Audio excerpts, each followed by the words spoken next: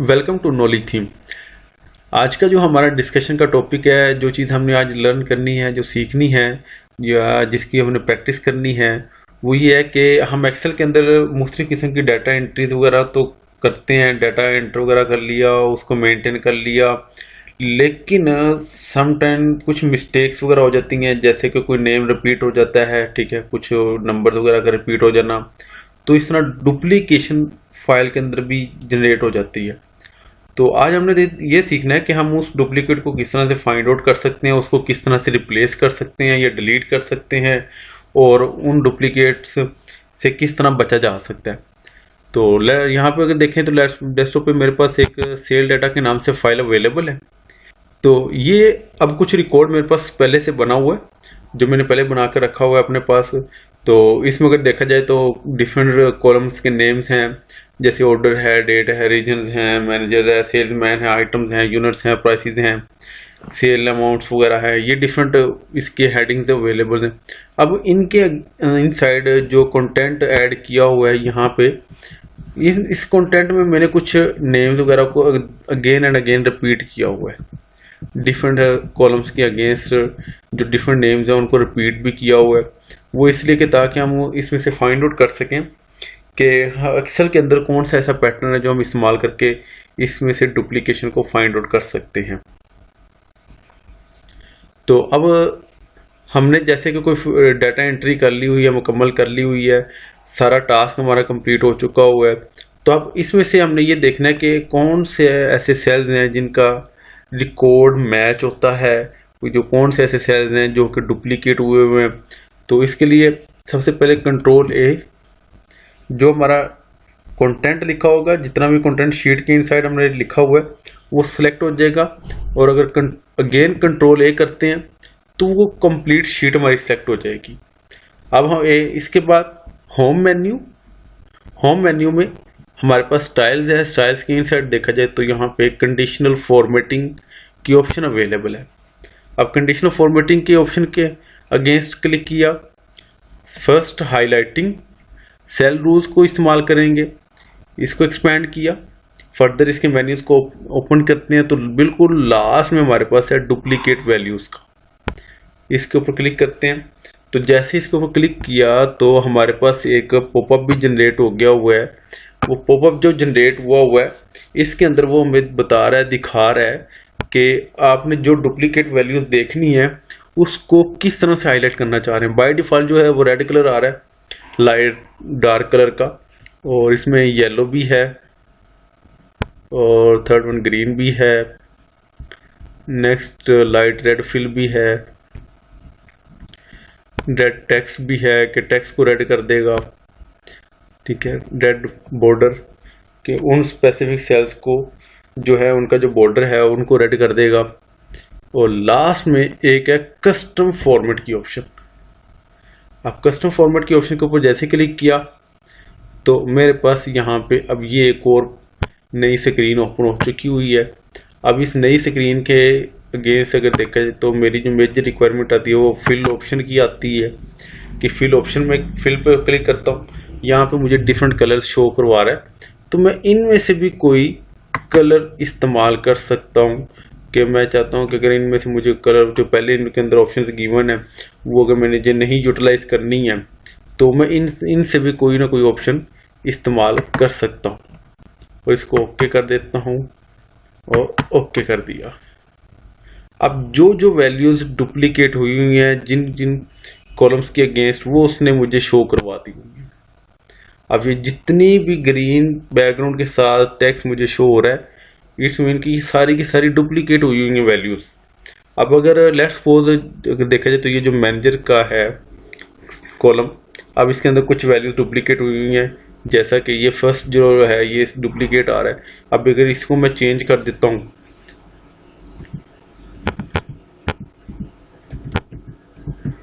ठीक है, ये एक डुप्लीकेशन रिमूव हो जाएगी। अब अगर इसको भी मैं चेंज कर देता हूँ,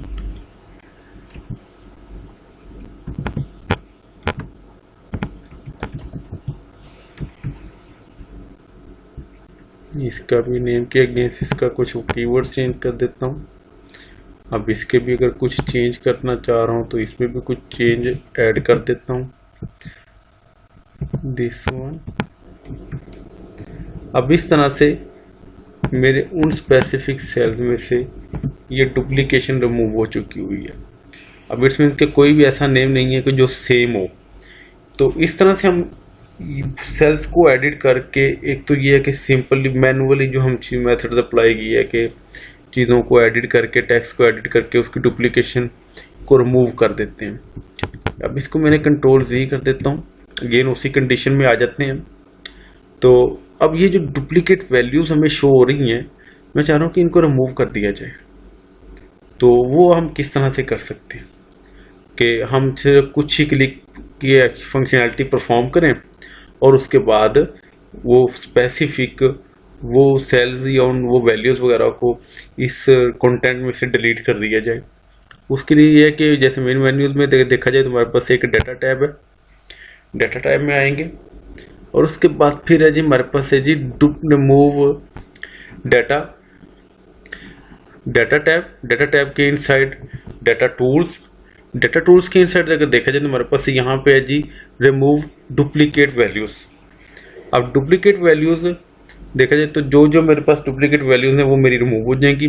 इसके ऊपर क्लिक करता हूँ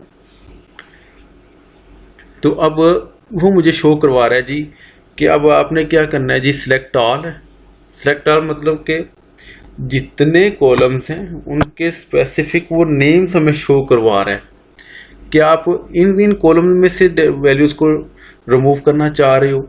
अगर लेट्स सपोज देखा जाए तो इसमें कुछ यूनिट प्राइस का भी है, सेल्स अमाउंट्स के रेलिवेंट भी है, आइटम्स के नेम्स भी हैं, रीजन नेम्स भी हैं। ये कुछ नेम्स वगैरह ये चीज़ें ऐसी हैं कि ये रिपीट हो भी सकती हैं, ठीक है। और सेल्समैन अगर देखा जाए तो वो भी चलो लेट्स सपोज रिपीट हो सकता है। तो हम कह रहे हैं कि मैनेजर जो है ना, वो मैनेजर की कोई नेम ऐसा रिपीट नहीं होना चाहिए।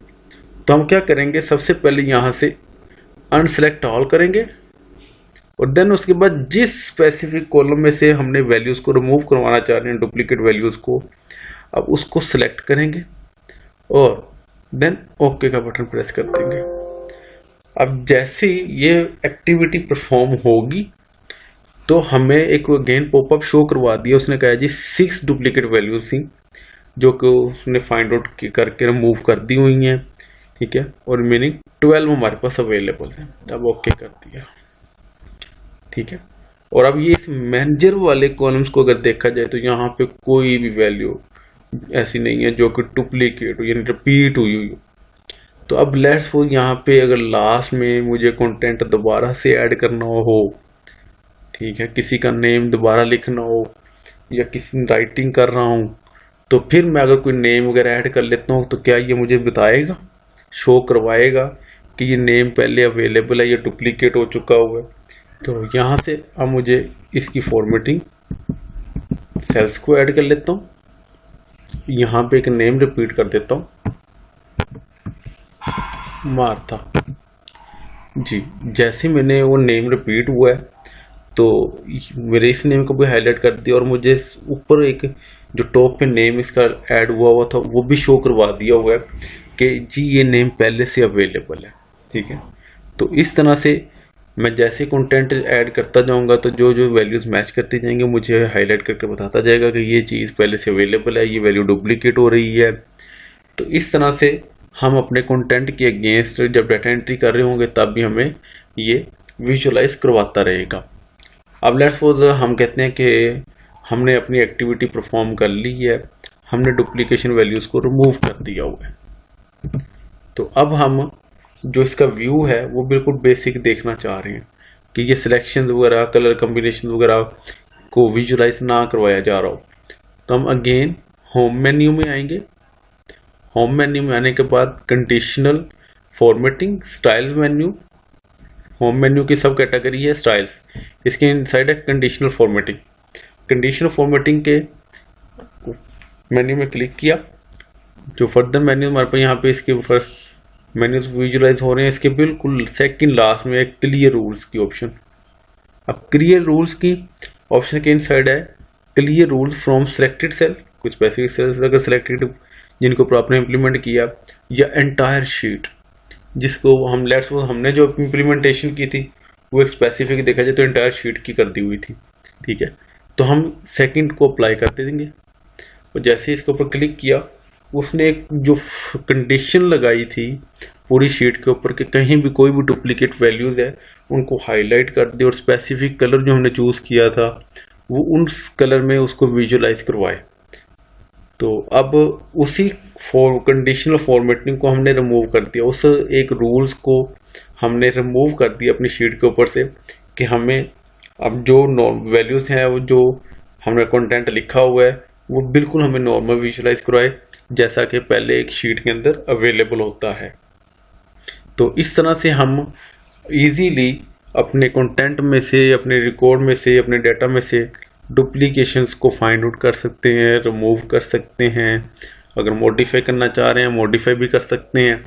और इसी कंडीशनल फॉर्मेटिंग को इस्तेमाल करते हुए ड्यूरिंग डाटा एंट्री, ठीक है, अप्लाई करके तो हम वो भी नोट डाउन कर सकते हैं कि जो हम कंटेंट ऐड करते जा रहे हैं तो उसमें कोई वैल्यू रिपीट तो नहीं हो रही है। तो इस तरह हम अपना टाइम सेव कर सकते हैं।